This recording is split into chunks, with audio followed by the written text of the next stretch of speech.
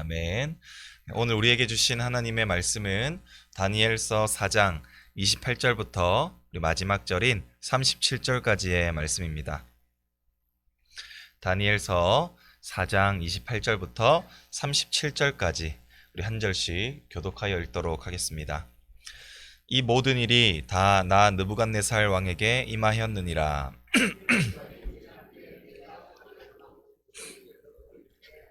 나 왕이 말하여 이르되 이 큰 바벨론은 내가 능력과 권세로 건설하여 나의 도성으로 삼고 이것으로 내 위엄의 영광을 나타낸 것이 아니냐 하였더니,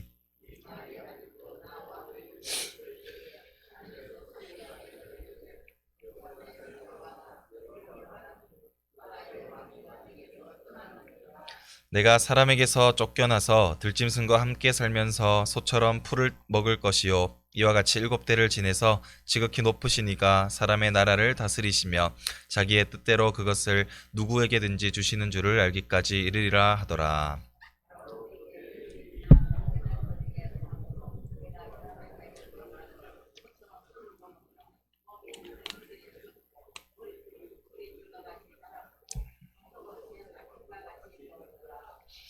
그 기한이 참에 나 느부갓네살이 하늘을 우러러보았더니 내 총명이 다시 내게로 돌아온지라. 이에 내가 지극히 높으신 이에게 감사하며 영생하신 이를 찬양하고 경배하였나니 그 권세는 영원한 권세요 그 나라는 대대에 이르리로다.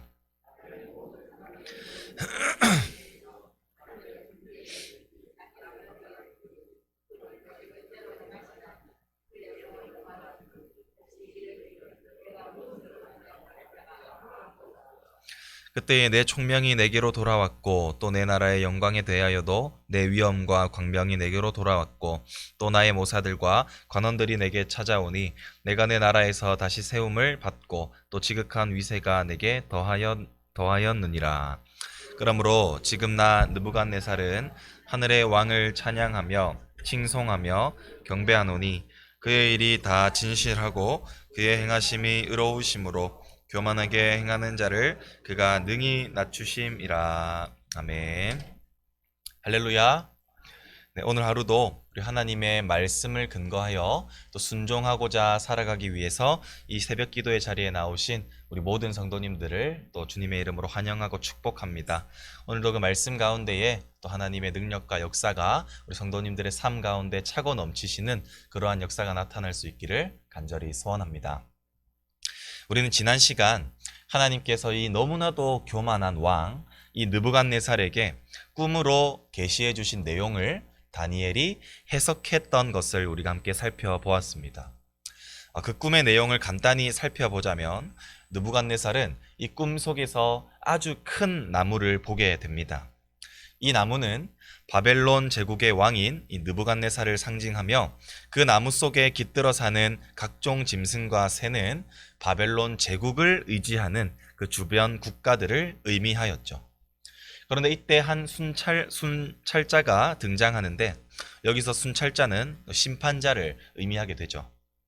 그는 큰 나무를 이 밑동, 그러니까 이 그루터기만 남겨두고 베어버리리라 말하게 됩니다. 여기서 이 무성한 큰 나무가 이 뿌리채로 뽑히는 것이 아니라 이 밑동, 그러니까 그루터기만 남게 되었다라는 뜻이 무엇입니까? 이 느부갓네살에게 심판의 때가 다가오기 전에 기회를 준다는 것이죠. 나무는 뿌리가 살아있는 한 다시 물과 영양분을 충분히 제공을 받게 되면 그 그루터기에서 다시 새로운 순이 돋게 됩니다. 이와 마찬가지로 비록 하나님께서는 이 느부갓네살의 그 교만한 죄에 따라 징벌은 하시되 회개하는 자를 멸망하지 않을 것이며 다시금 하나님의 백성으로 삼아 그를 역사 속에서 선하게 사용하실 것임을 계시하신 것입니다. 그러나 그렇지 아니할 경우 짐승의 마음을 받아 7년을 비참하게 지내게 될 것이라고 다니엘은 그 꿈의 내용들을 해석해 주었습니다. 그리고 오늘 본문은 다니엘의 꿈의 해석을 들은 이후에 그 느부갓네살의 삶의 모습을 다루고 있습니다. 하나님의 그 계시가 임한 지 1년 지난 후에 느부갓네살은 여느 때처럼 그의 넓은 왕궁을 거닐고 있었습니다. 그러나 왕은 그에게 주어진 그 계시를 까맣게 잊고 살아가고 있었고 여전히 교만한 상태에 놓여 있었음을 우리가 그의 고백을 통해서 살펴볼 수가 있는데요. 우리 30절 말씀 우리 다 같이 한번 읽어보도록 하겠습니다. 나 왕이 말하여 이르되 이 큰 바벨론은 내가 능력과 권세로 건설하여 나의 도성으로 삼고 이것으로 내 위엄의 영광을 나타낸 것이 아니냐 하였더니. 네, 여기서 이 느부갓네살의 왕에서 드러나고 있는 이 단어가 한 가지가 있는데요. 그것은 바로 나, 내가, 나의 라는 단어입니다. 이 느부갓네살의 이 화법에서 유추해 볼 수 있는 사실은 여전히 왕은 자기중심적이고 교만한 자세로 살아가고 있다라는 것을 우리가 엿볼 수가 있는 것이죠. 당시 바벨론은 최강대국이었음에 틀림이 없습니다. 그러나 그 도시 자체를 자신의 소유물로 삼고 있고 그것이 자신의 위엄과 영광의 상징으로 지금 생각하고 있는 것입니다. 다시 말하자면 내가 뛰어났기에 내가 잘났기 때문에 내가 이 모든 것들을 다 이루었고 내가 이 모든 것들을 다 누리고 살아가고 있다라는 것이 이 느부갓네살의 고백에 드러나고 있는 것이죠. 왕에게 계시가 주어졌지만 겸손하라는 그 계시가 주어지고 참 섬김을 당할 섬김 받으실 유일하신 분은 바로 하나님 한 분뿐이라는 사실을 명백히 하나님께서는 계시하여 주셨지만 그는 여전히 교만하였고 자만심이 가득한 상태로 지내고 있었고 반대로 우리 하나님께서는 이 느부갓네살의 그 교만한 모습을 보시면서도 오래 참아 오셨습니다. 무려 1년 동안이나 느부갓네살 왕이 교만함을 회개하고 겸손히 하나님께로 돌아설 수 있는 그 은총을 주셨던 것이었습니다. 그러나 여전히 돌이킬 마음이 없어 보였던 왕은 왕의 모습을 보시고 결국 하나님께서는 그를 심판하십니다. 그 내용들이 31절부터 33절의 내용에 기록되어 있는데요. 우리 한번 같이 읽어보도록 하겠습니다. 이 말이 아직도 나 왕의 입에 있을 때에 하늘에서 소리가 내려 이르되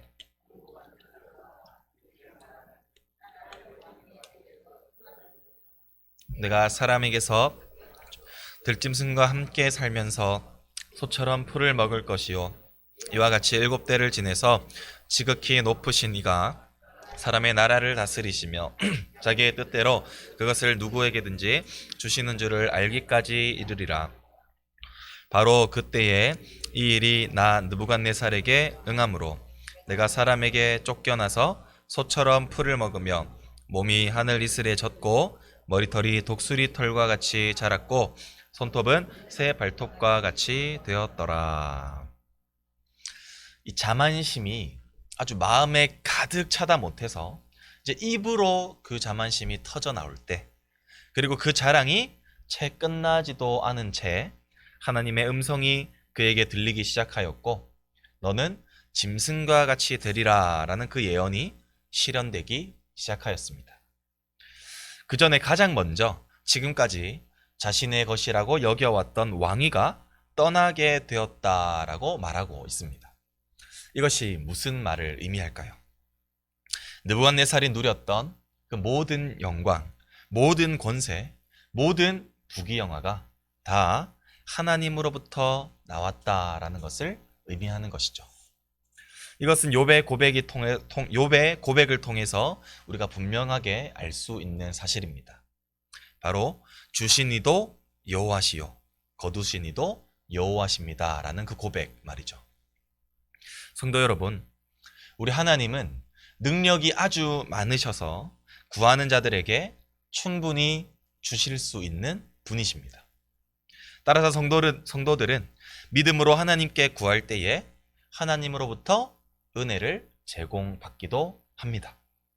그러나 우리가 결코 잊어서는 안 되는 사실은 하나님은 주시기도 하시지만 반대로 거두어 가시기도 하신다라는 사실입니다.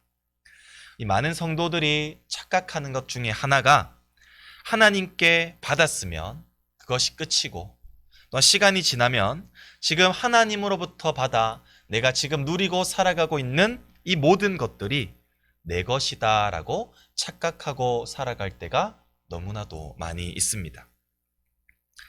그러나 만일 하나님으로부터 받은 것을 통해 하나님에 대한 그 감사가 사라지고 그 안에 내 욕심과 교만이 들어오게 되어서 내가 나의 능력으로 이 모든 것들을 다 이루어내었다라고 생각하는 순간 우리 하나님은 그것을 거두어 가신다라는 것을 우리가 기억해야만 합니다.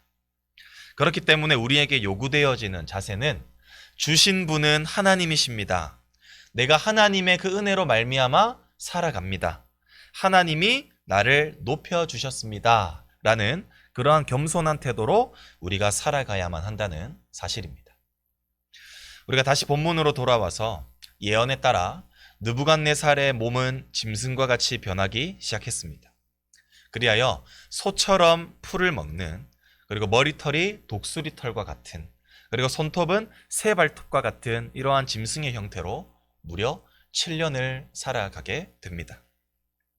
이처럼 비참한 생활을 한 지 7년이 지난 후에 그 기간이 찾아 그는 다시 이성을 되찾기 시작하게 됩니다. 그리고 이성을 되찾은 느부갓네살의 입술에서 가장 먼저, 그리고 이전과는 전혀 다른 고백을 하게 되는데요. 우리 마지막으로 37절 말씀을 같이 한번 읽어보도록 하겠습니다. 그러므로 지금 나 느부갓네살은 하늘의 왕을 찬양하며 칭송하며 경배하노니 그의 일이 다 진실하고 그의 행하심이 의로우심으로 교만하게 행하는 자를 그가 능히 낮추심이라. 아멘. 현재 이 느부갓네살의 고백에서 이전에 자신이 했던 고백과 확연히 달라진 것이 있는데요. 그것은 자신의 삶의 주체가 나에서 하나님으로 바뀌었다라는 사실입니다. 나에서 하늘의 왕으로, 내가에서 그로 바뀜으로써 더 이상 왕은 자신을 높이고 교만한 모습으로 살아가는 것이 아니라 바로 지금까지 자신을 높여주신 그 하나님을 찬양하고 그 하나님만을 높이는 그러한 하나님만을 예배하고 경배하는 삶으로 바뀌게 되었다라는 것입니다. 하나님이 없는 인생의 밑바닥을 경험한 이 느부갓네살 왕은 진정한 성공은 바로 하나님 앞에 겸손하고 순복하는 삶이라는 것을 깨달았던 것이었죠. 우리 사랑하는 성도 여러분, 이제 말씀을 맺고자 합니다. 하나님의 택함을 받아 구원을 얻게 된 성도는 더 이상 교만한 삶이 아니라 겸손한 삶을 살아가는 자들임을 우리가 기억할 수 있기를 소원합니다. 하나님 앞에 겸손한 태도로 주시는 이가 하나님이십니다 라고 고백하는 자들에게는 하나님께서 주실 것이고 하나님께서 그 낮은 자의 마음을 높여주실 줄 믿습니다. 반대로 모든 것이 나의 능력과 나의 지혜로 말미암았다라고 여기는 자들에게는 하나님께서 거두어 가실 것이고 하나님께서 그 높은 마음을 꺾어 버리실 것입니다.